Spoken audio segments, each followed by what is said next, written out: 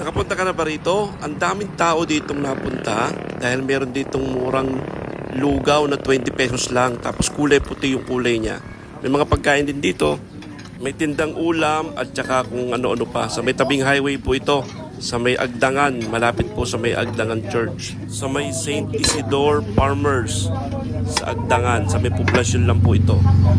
Along the highway. Magkano po lugaw, ma'am? 20 po may itlog. Magkano po? Magkano? 20 po with Ah, 20 minutes. May baong yan, lalagyan ba?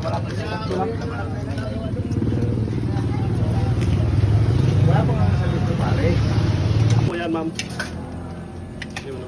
Ito po yung spaghetti. Magkano? 25. 20 ang isa nito. 20 pesos. Ito naman spaghetti, 25. Ayan guys, natin tayo sa may poblasyon 1, sa may Agdangan. Malapit sa may simbahan. Meron dito 20 pesos lang, may kasama ng itlog na lugaw. Natin.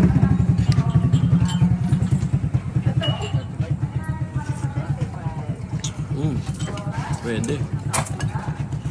Ay, kuya.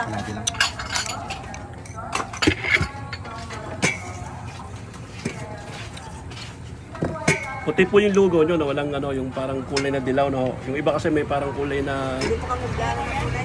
yung Plain lang talaga. plain lang talaga. Ano? Nilalagyan lang ng kasukha. Turmeric po yung dilaw kung tawagin. Hindi kami naglalagyan ko ng may kulay.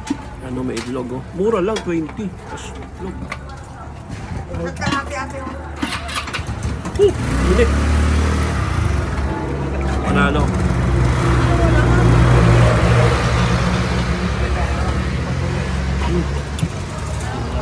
Bukas po kayo everyday dito? Ma'am, bukas kayo everyday. Mula anong oras po? 5 o'clock ng umaga. 4:30 hanggang alas 5 ng hapon. Ah, okay. Pero ang ulam namin, ay hanggang tanghali lang. Ano, no? Sa iyo, kuya? Spaghetti. Mga tinda rin ulam, oh. Yun. Torta. Saka kung ano-ano pa. Minsan lang yung initan yan. Ayan. Ano, sa simbahan. Ito lang ano.